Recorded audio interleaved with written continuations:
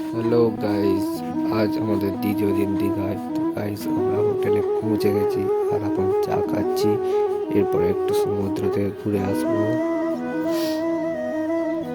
Guys, আমরা এখন সমুদ্রতে আছি।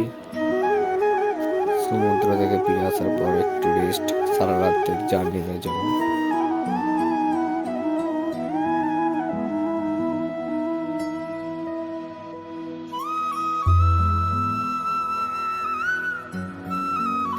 গাইস, আমাদের জল খাবার খাওয়ানো হচ্ছে।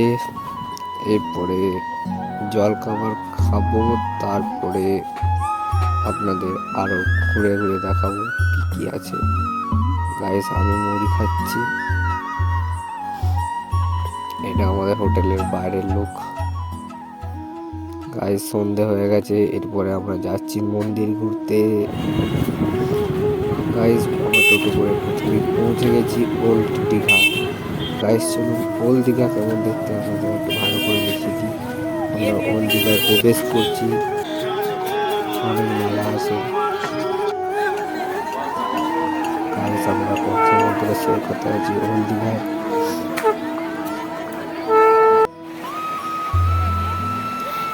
কত সুন্দর দৃশ্য।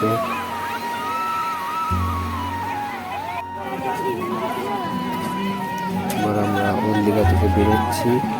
আর বেরোনোর পথে একটা স্ট্যাচু শো দেখা হবে, অরিজিনাল একটা স্ট্যাচু। কিন্তু অরিজিনাল বলতে গেলে একটা মানুষ স্ট্যাচু আছে, ওনার জন্য তো একটু লাইক চাই। এরপরে আমরা এসেছি জগন্নাথ দেবের মাসি পিসির ঘর। এখানেও সমুদ্র আছে।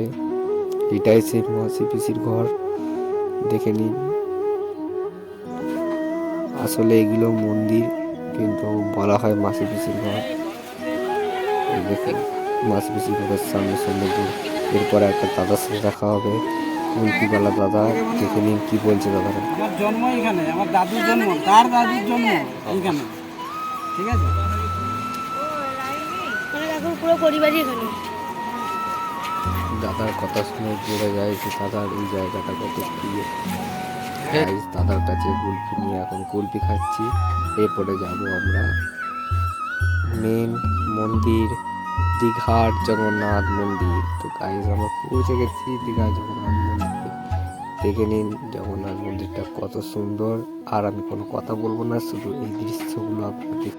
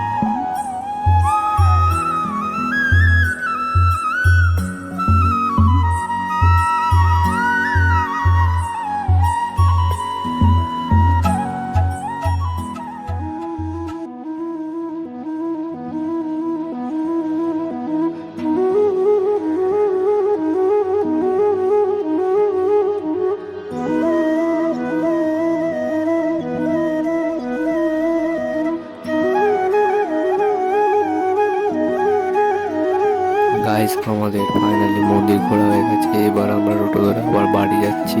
যারা আমার চ্যানেল নতুন তারা সাবস্ক্রাইব করে দিন।